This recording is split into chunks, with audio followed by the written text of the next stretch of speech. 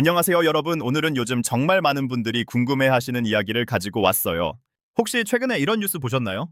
삼성전자가 D램 가격을 무려 300%나 올렸는데 구글이랑 애플 같은 세계 최고의 빅테크 기업들이 오히려 선수금을 챙겨서 삼성 앞에 줄을 서고 있다는 거예요.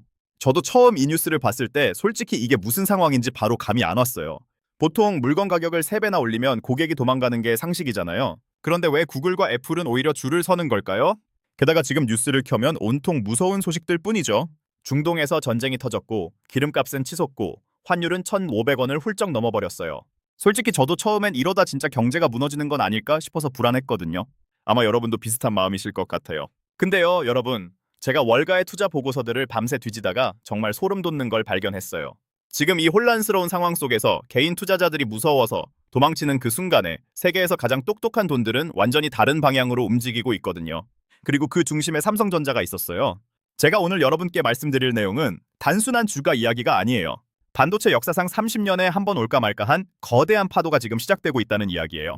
2026년 중동 전쟁이 어떻게 삼성전자의 슈퍼사이클에 불을 붙이는 도화선이 됐는지, 그리고 구글 같은 세계 최고의 기업이 왜 삼성 앞에서 고개를 숙일 수밖에 없는지, 그 진짜 이유를 오늘 처음부터 끝까지 쉽고 명확하게 풀어드릴게요.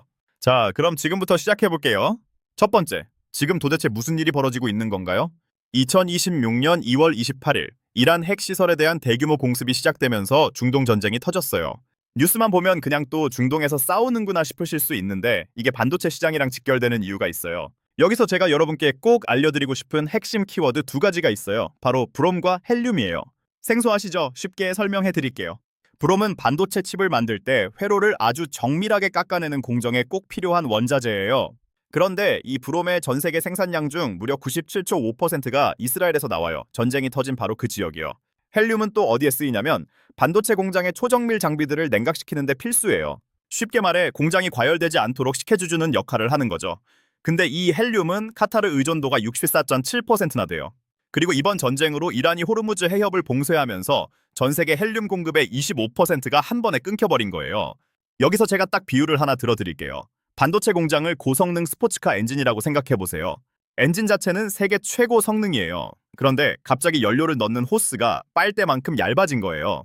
엔진이 아무리 좋으면 뭐해요? 연료가 안 들어오면 차가 안 움직이잖아요. 지금 반도체 시장이 딱 이 상황이에요. 공장은 있고 기술도 있는데 원자재가 없으니 물건을 못 만드는 거예요.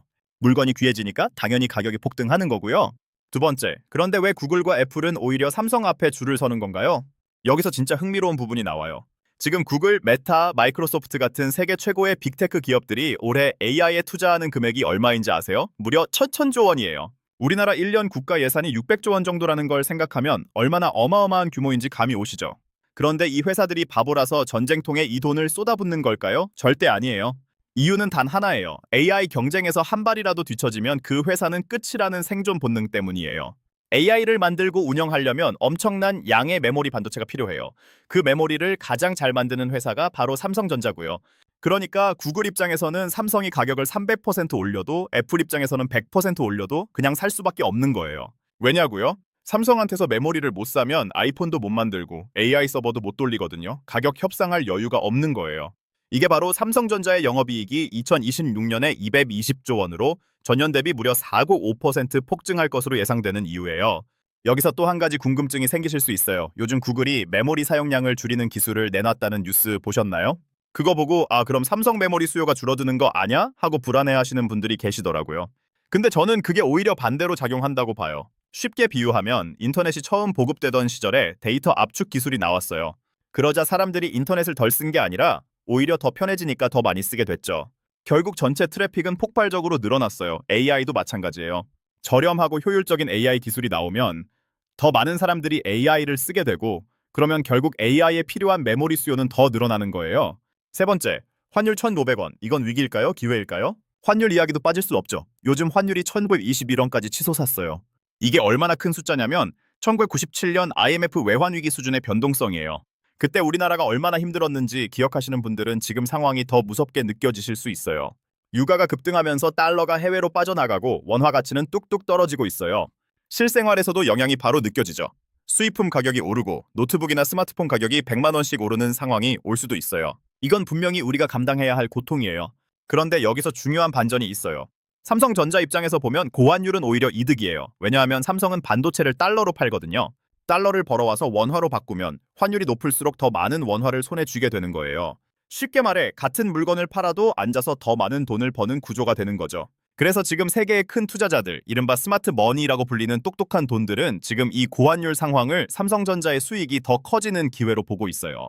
남들이 무서워서 도망칠 때 이 사람들은 조용히 다른 계산기를 두드리고 있는 거예요. 자, 여기까지 정리해 볼게요. 중동 전쟁으로 브롬과 헬륨 같은 핵심 원자재 공급이 끊기면서 반도체 가격이 폭등했고, 그 상황에서도 빅테크들은 AI 때문에 메모리를 무조건 사야 하는 구조가 됐어요. 거기에 고환율까지 겹치면서 삼성전자의 수익은 역사상 최고 수준으로 치솟을 것으로 예상되는 상황이에요. 이게 바로 30년 만에 한 번 온다는 반도체 슈퍼사이클의 시작이에요.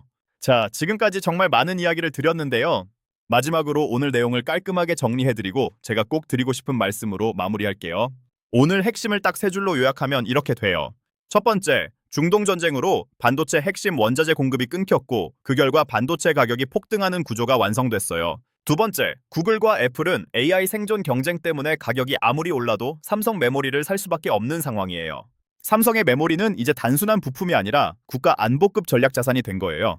세 번째, 환율 1000조 500원 시대는 우리 실생활엔 고통이지만 달러로 수익을 버는 삼성전자 입장에서는 오히려 수익이 더 커지는 구조예요. 그런데 저는 여기서 한 가지 중요한 말씀도 꼭 드리고 싶어요. 세상에 100% 확실한 투자는 없어요. 오늘 제가 드린 이야기도 마찬가지예요. 전쟁이 예상보다 더 크게 번져서 원자재 공급이 완전히 끊겨버리면 삼성도 생산을 멈춰야 할 수 있어요. 또 지금 우리나라 가계부채가 2천조 원에 달하는데 금리 압박을 버티지 못하고 터져버리면 내수 경제가 크게 흔들릴 수도 있고요. 이런 리스크는 항상 머릿속에 함께 담아두셔야 해요. 하지만 그럼에도 불구하고 제가 오늘 여러분께 드리고 싶은 진짜 메시지는 이거예요. 뉴스는 항상 무섭게 느껴지도록 만들어져 있어요. 전쟁, 환율, 물가, 불황 이 단어들만 들으면 당장 세상이 끝날 것 같잖아요. 그런데 역사를 보면 세상이 가장 혼란스러울 때 진짜 기회가 조용히 만들어져 왔어요. 30년 만에 한 번 온다는 반도체 슈퍼사이클, 지금 바로 그 파도가 시작되고 있다는 거예요. 남들이 공포에 질려 도망칠 때 우리는 숫자와 흐름을 보면서 묵직하게 자리를 지킬 줄 알아야 해요.